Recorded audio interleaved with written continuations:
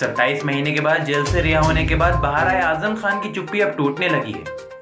سیدھے طور پر سرکار کو نشانے پر لینے سے بچتے رہے اعظم خان نے اپنے کو مافیا کی سوچی میں شامل کرنے پر اب دیش کی خفیہ ایجنسی گرہ منتری اور پردھان منتری پر سوال اٹھائے۔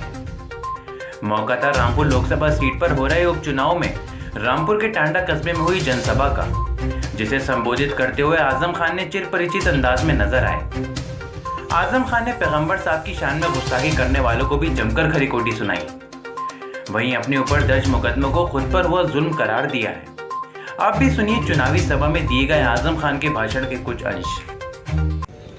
میرے اپنوں کے ساتھ، میرے شہر، میرے ضلع کے ساتھ جو سلوک ہوا،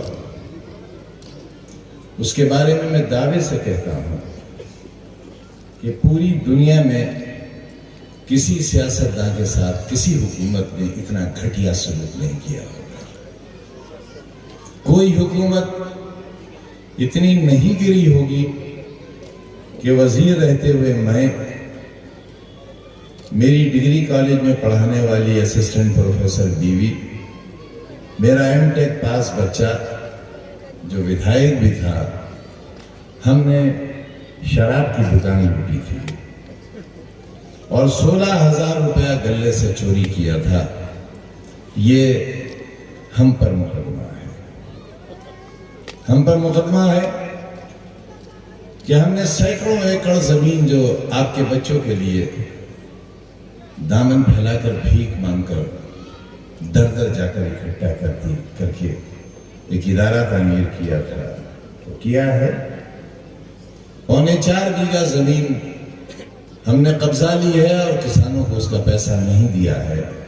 نپت کے بعد یہ ثابت ہوا کہ 2 بیگھہ زمین باہر ہے اور 2.25 بیگھہ زمین وہ ہے جس کا پتہ نہیں کہاں ہے اور کس کی ہے۔ میں نے ان کسانوں سے کہا کہ آپ یہ پیسہ لے لو، انہوں نے کہا کہ ہم سے یہ کہا گیا ہے کہ اگر ہم نے اس کی رجسٹری آپ کے نام کی یا یونیورسٹی کے نام کی تو ہمارا حشر آپ سے بھی برا کیا جائے گا۔ میں بتانا چاہتا ہوں ملک کے وزیر اعظم کو، ان تک پہنچے گی میری آواز، گرہ منتری کو بھی بتانا چاہتا ہوں، ان تک بھی یہ تقریر سنی جا رہی ہوگی۔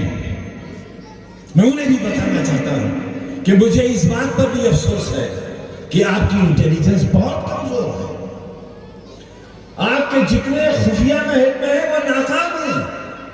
آپ کیسے بچائیں گے دشمن سے ملک کو جب آپ میرا نام مافیا نمبر 1 پر لیتے ہیں ووٹ حاصل کرنے کے لیے، اور نمبر 2 پر مختار انصاری کا، اور نمبر 3 پر عتیق احمد کا لیتے ہیں؟ اس وقت پوری دنیا کی انسانیت شرمندہ ہو جاتی ہے۔ واہ، اس وقت ہندوستان کی ساری انٹیلیجنس کم سے کم میری نگاہ میں فیل ہو جاتی ہے۔ گرہ منتری صاحب، اگر آپ کو آپ کی انٹیلیجنس یہ اطلاع دیتی ہے کہ میں مافیا ہوں تو پھر ہندوستان کا مستقبل بہت خطرے میں ہے۔ یہ کیوں ہوا ہمارے ساتھ؟ اس کی وجہ بھی جاننے کی کوشش کی کبھی آپ نے؟ اور کیوں دکھ ہوا آزادی کے بعد اس فیصلے پر؟ لیکن ہر چیز برداشت ہے۔ نبی کریم صلی اللہ علیہ وسلم کی شان میں توہین بھی برداشت ہے۔ بابری مسجد اور رام جنم بھومی کا موومنٹ چلا، ہم کنوینر تھے اس کے، لیکن ایک تقریر اور ایک بیان رام چندر جی کی، سیتا جی کی، کرشن جی کی توہین اگر ہو تو ہم اپنی سزا خود تجویز کریں گے۔ ہمارا مذہب روکتا ہے، ہمارا اللہ، ہمارا قرآن، ہمارا ایمان روکتا ہے، ہمارے نبی کی ہدایت ہے۔ زبان ہمارے بھی منہ میں ہے، کہنا ہم سے بھی بہت کچھ آتا ہے، لیکن ہمارا یہ ایمان ہے کہ جو میرے پیارے نبی کی توہین کرے گا وہ تباہ ہو جائے گا، برباد ہو جائے گا، مٹ جائے گا۔ اپنی تباہی کا انتظام مت کرو ظالموں،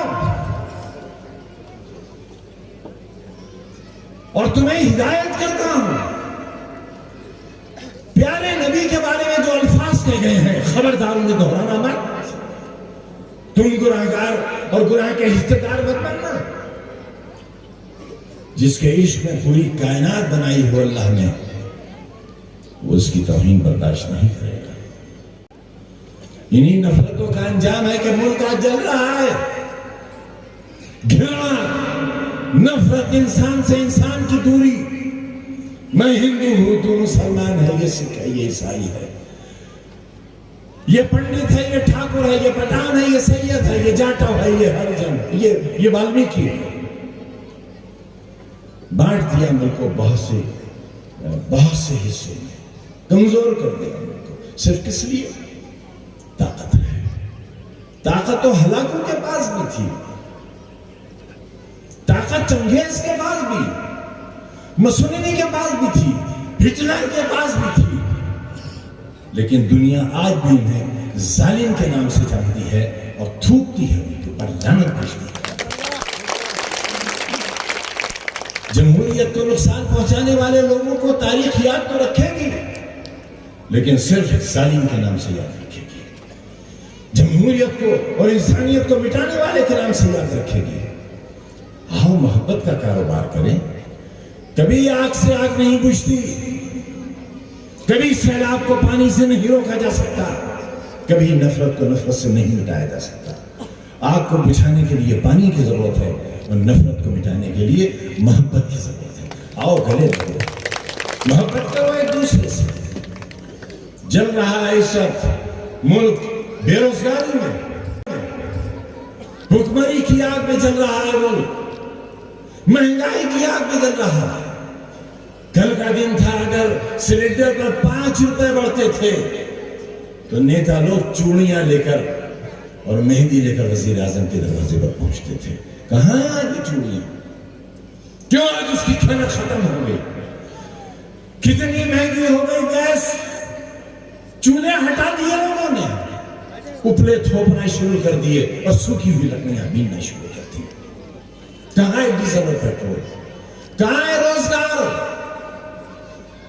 نوجوان کسی بھی دھرم کسی بھی مذہب کا ہو، اس کا پیٹ خالی ہے، اور جب اس کا پیٹ خالی ہوگا، اس کا تن ننگا ہوگا تو پھر غلط راستے بھی اختیار کر سکتا ہے۔ کہاں لیے جا رہے ہیں آپ لوگ کو؟ آپ نے تو یہ کہا تھا کہ ہر سال 2 کروڑ نوجوانوں کو ملازمت ملے گی، کہاں گئے آپ کے؟ وہ سنہری خواب جو دکھائے تھے وہ کہاں چلے گئے؟ ساتھیوں، ہمیں اپنے اس چھوٹے سے گلستہ کو بچا کر رکھنا ہے۔ میں نہیں کر سکتا تھا وہ جو کچھ اور نے کیا، لیکن ہر ظلم، ہر زیادتی برداشت کی، سینکڑوں کی تعداد میں مقدمے برداشت کیے، آخر بھی کریں گے۔ کیا گناہ ہے؟ تلاش کیا کبھی آپ نے ہمارا گناہ؟ کیا ہم شراب کی بوتلیں چرانے والے، غلہ لوٹنے والے، ڈکیتیاں ڈالنے والے لوگ ہیں؟ کتنی بڑی ذلت ہے ہماری، کتنا بڑا اپمان ہے ان لوگوں کا جنہوں نے ہمیں چن کر اتنی بار بھیجا ہے، لیکن ہم تو ایک عظیم الشان یونیورسٹی کے بانی ہیں، بچوں کے مدرسوں کے بنانے والے ہیں، اسکولوں کے بنانے والے ہیں، CBSE بورڈ کے اسکول، جہاں رکشہ اور بیڑی بنانے والے کے بچے کو صرف 20 روپیہ دینا